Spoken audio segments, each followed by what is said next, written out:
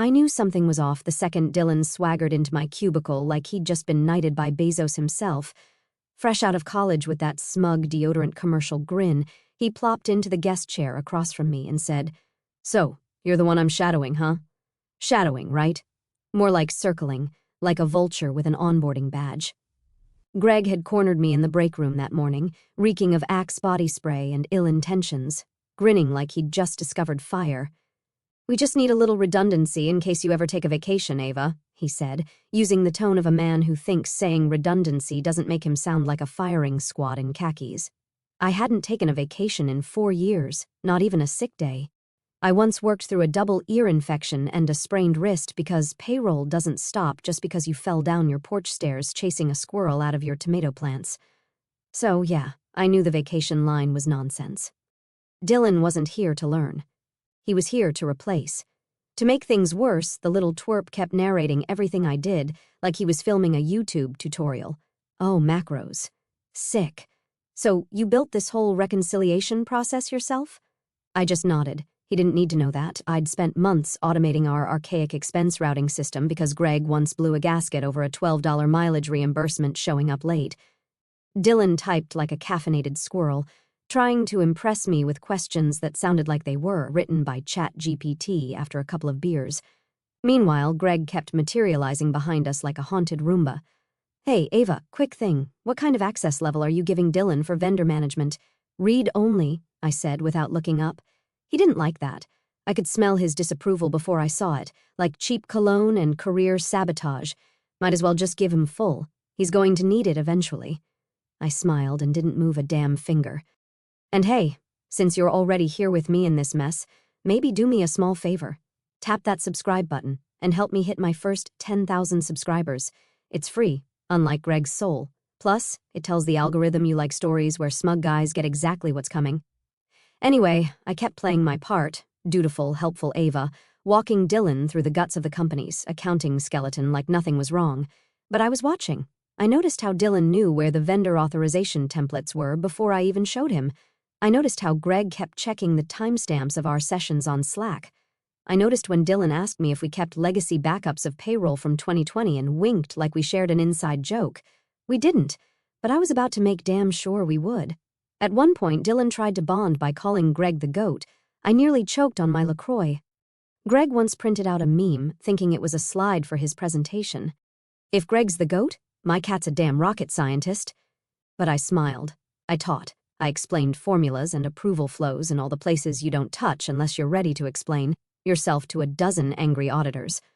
All the while, I let Greg think he was 2 moves ahead. The thing is, I'd already flipped the board.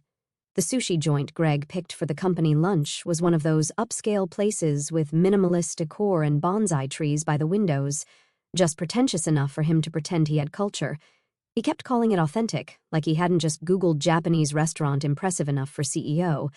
I showed up early because old habits die hard, and I like to know the exits when I'm walking into a lion's den.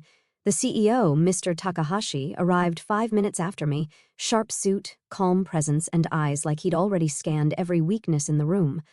Mayu, his longtime assistant and translator, was unfortunately delayed due to a flight hiccup.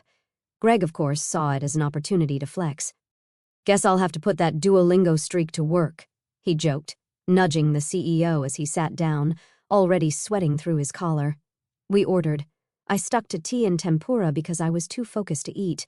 Greg was already 2 sake bombs deep, chuckling at his own jokes and spitting out kindergarten-level Japanese with the confidence of a man who once dated a hostess in Shibuya and thought that counted as immersion.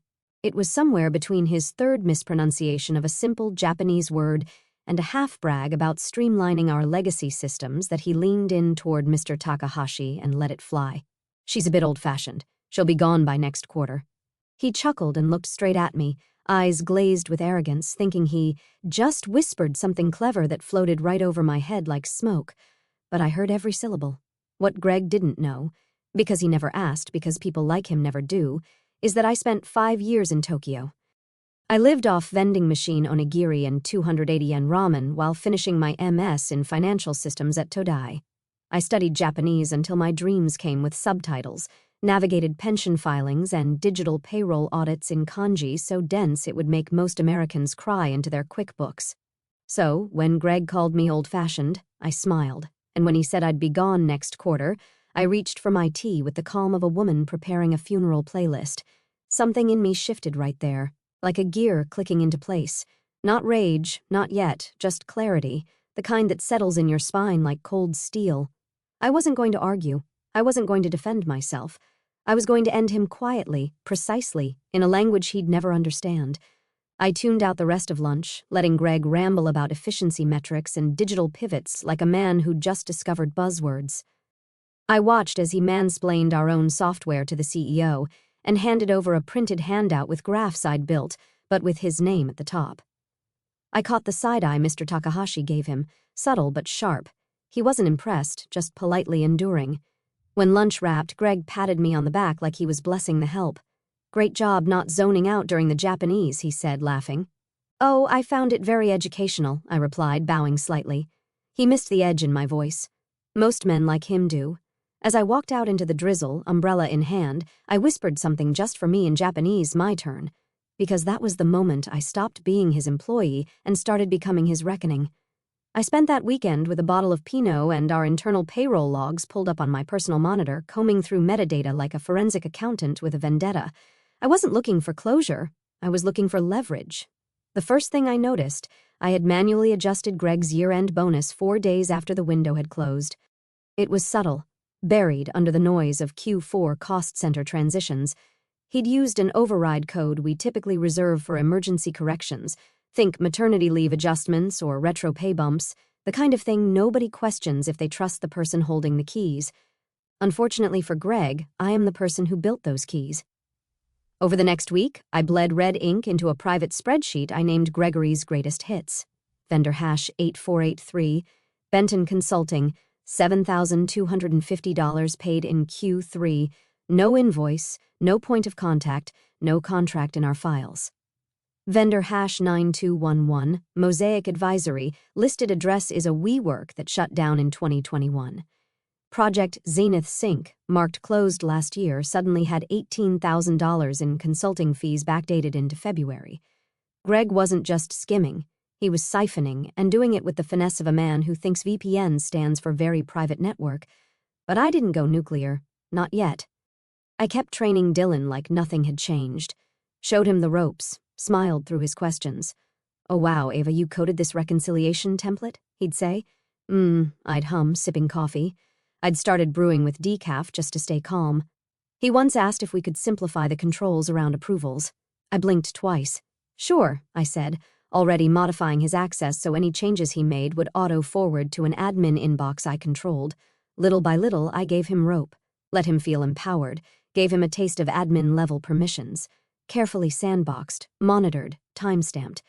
I wanted Greg to think Dylan was ready, that his little understudy was learning fast, that he'd soon be able to replace me. I even started misnaming columns in my walkthroughs just to see who was listening. Dylan wasn't, but Greg, he took notes, literally. I caught him skimming my Slack messages after hours once, too stupid to realize our internal system flags when someone reads a message not addressed to them. I screenshotted that too. The whole time, I moved like fog. Quiet, slow, leaving no ripples. Every receipt, every bonus bump, every falsified timestamp. I logged it, translated it, labeled it with context. Greg's salary hikes, Dylan's unusually fast approval, training notes on emails I knew Greg had blind copied to Tokyo, claiming credit for process improvements I'd spent 3 fiscal quarters optimizing. See, there's a special kind of clarity that hits when you realize your job isn't worth saving, but your pride is. Pride, when weaponized properly, becomes the most elegant form of vengeance. Greg once joked that the thing he liked about me was that I didn't make waves. He was right, because I was the tide, and he never saw it rising. It hit me mid-scroll, somewhere between a forged vendor contract and a bonus request stamped urgent in Comic Sans, like some kind of war crime against professionalism. Mayu Tanaka, the CEO's longtime assistant. When Mr. Takahashi had first taken over, she used to handle his stateside affairs like a diplomat with a burner phone. She translated board meetings in real time, caught typos in financial reports before the ink dried, and could shut down an entire room of execs with a single raised eyebrow, a legend in heels. She'd left the public-facing side of the company when Takahashi scaled back travel during COVID. Rumor had it she was still deeply embedded in the Tokyo office, quiet, surgical, and fiercely loyal to the boss, which made her the exact kind of person I needed. I dug through an old Outlook archive until I found her last known address and sent a ping. Simple, harmless, in Japanese. It's been a while. "This is Ava. I have something I'd like to ask you briefly." She replied 3 hours later. Same crisp politeness I remembered. No emojis, no sent from my iPhone nonsense. Just a short line, "Of course I'm listening." We met over encrypted video 2 nights later. I sat in my apartment wearing a hoodie and slippers. She sat in what looked like a glass conference room in Tokyo, with the skyline bleeding neon behind her. I didn't dump everything, not at first. That's not how you speak to someone like Mayu. You let the facts breathe. "I've noticed a pattern in vendor expenses," I said, "that don't align with project timelines, and someone's adjusting bonuses outside compliance windows." She didn't blink, just nodded once. "Are these adjustments recurring?" "Yes. And the person responsible, Gregory R., VP of Ops." Mayu exhaled softly, not shocked, not yet moved, but listening. I shared a single document, just one, a redacted vendor payout spreadsheet with dates, amounts, and errors. No accusations, just breadcrumbs. She tilted her head slightly. "Do you have more?" "I do." And from that moment on, I had a tether.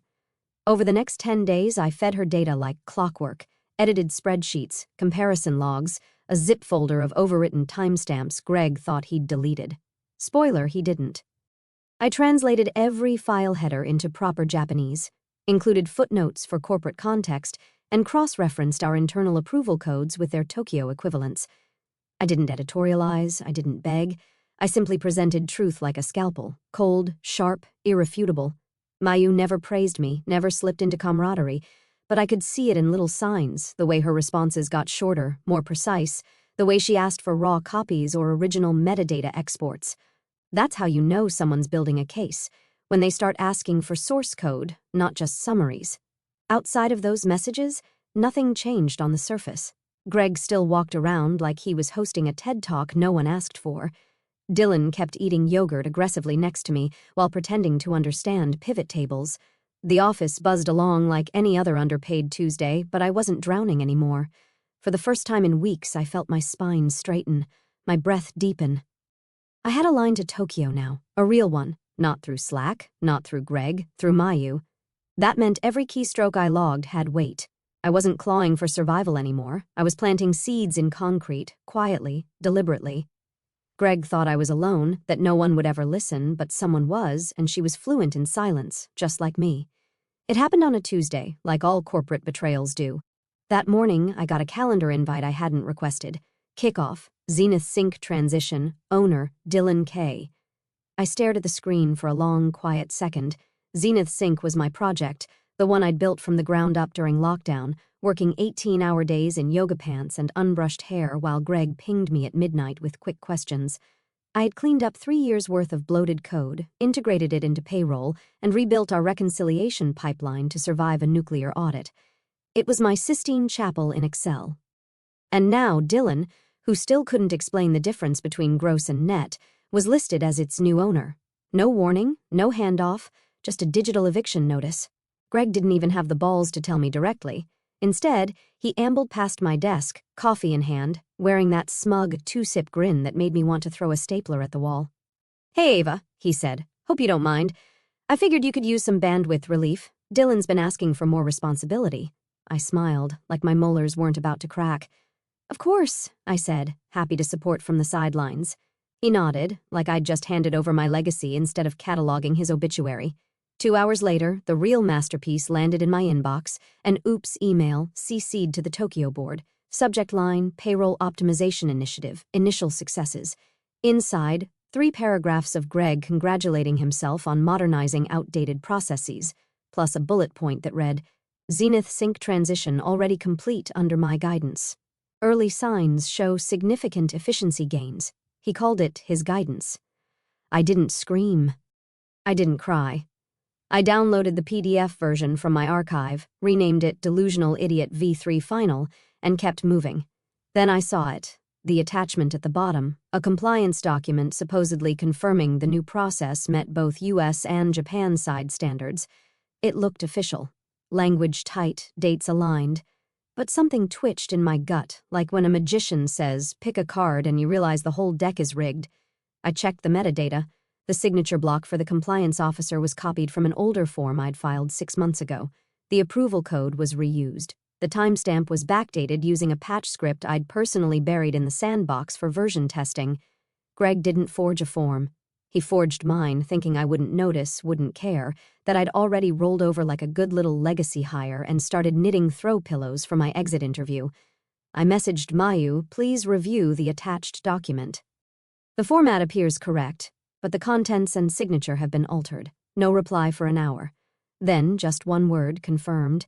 She didn't ask follow-ups or hedge. She forwarded it straight to legal. I wasn't CC'd, of course, but I knew the signs, the delay, the silence. That's how the machine moves when it's shifting its weight toward someone's throat. Greg strutted around the office that day like he'd just discovered fire. Dylan walked past my desk, awkwardly gloating. Hey, Ava, if you have any Zenith files, I could really use them, for continuity. Sure, I said, sweet as poison. Let me find the sanitized versions. I opened a new folder on my desktop, named it Scorched Earth, and began organizing every file, screenshot, and audit log into a final, polished package. Greg had made his last mistake and I was no longer collecting evidence. I was preparing the execution. The invite hit inboxes late Friday afternoon, right when people are mentally peeling themselves out of office chairs and dreaming about tequila. Subject line, Q4 efficiency strategy, attendance mandatory. Inside, vague language about cost optimization and organizational alignment, Greg's greatest hits.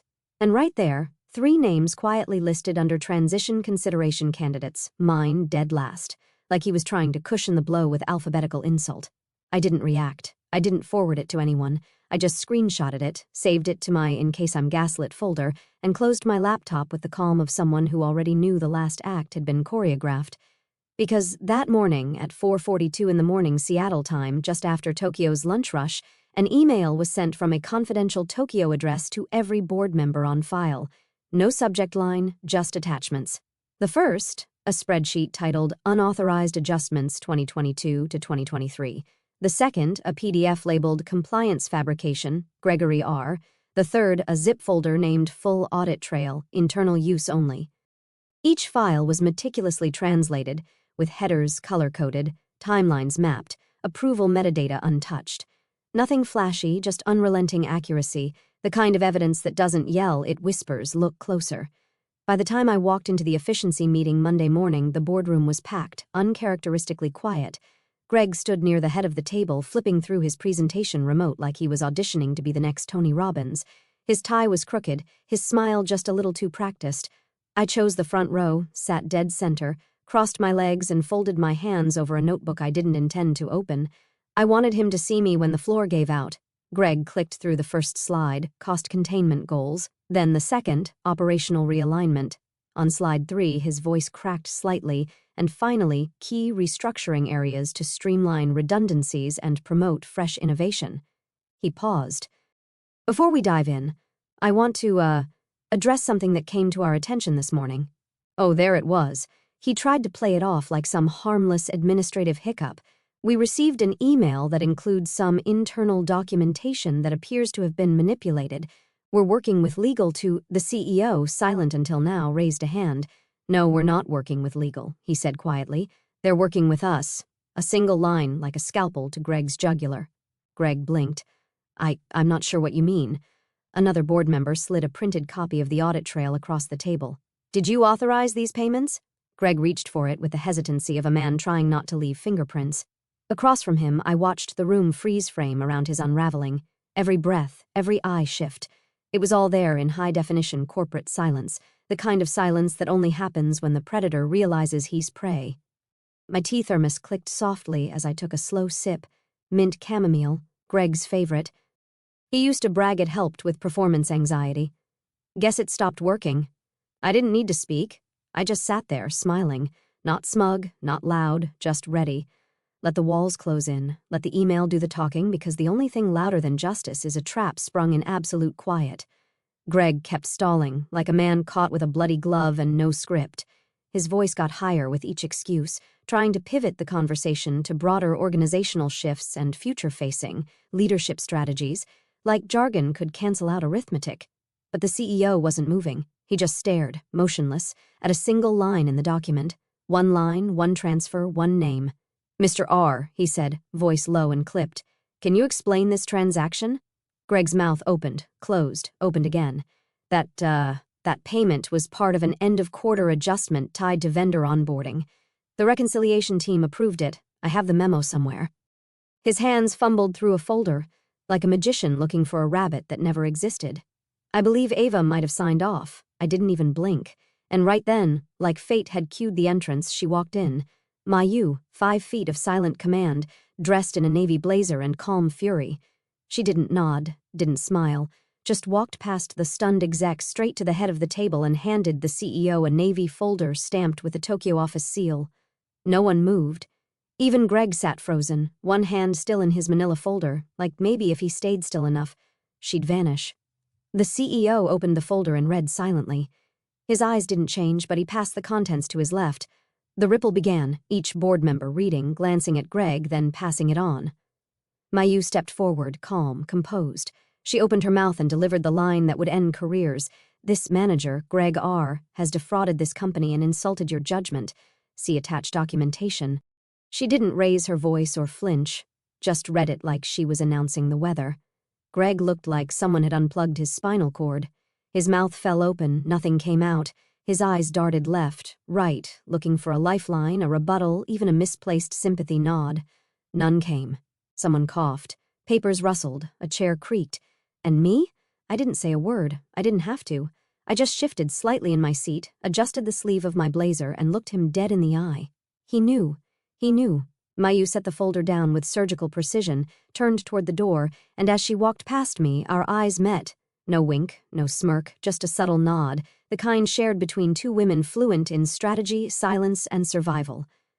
Greg tried one last Hail Mary. "This is clearly some kind of vendetta. She's been undermining me for weeks." The CEO raised a hand again. No more. Greg sat back, quiet, breathing like a man who just realized the oxygen in the room belonged to someone else. The room held still, because everyone knew the decision had already been made. Greg must have known it was over, but men like him don't go quietly. They thrash, they flail, they grab at whatever scraps of power they think still exist. He leaned forward like he had a trump card up his sleeve. "With all due respect," he began, always the battle cry of a man about to disrespect everyone, "I believe Ava has been actively working against my leadership for months. She's been slow-rolling handoffs, withholding access. Now she's gone behind our backs to sabotage my relationship with Tokyo." He said relationship like he was in some kind of long-distance situationship with the board. The room didn't react. No gasps, no shifting chairs, just the thick, still air of people watching a dying battery try to spark. I stood. No rush, no theatrics, just enough time for every head in the room to turn toward me. Then I bowed, just slightly, formally, properly.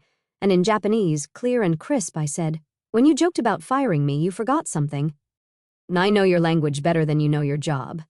The silence hit like a thunderclap. One of the younger board members sucked in a breath. Someone near the back actually murmured, "Damn." Greg just froze, blinking, like maybe if he stared hard enough he could rewind time. The CEO didn't look at Greg. He looked at me and nodded once. Security didn't drag Greg out. That would have made it too easy for him to spin his victimhood. No, it was worse. 2 internal operations guys quietly stepped forward and motioned toward the door. Greg's mouth opened again, but no words came.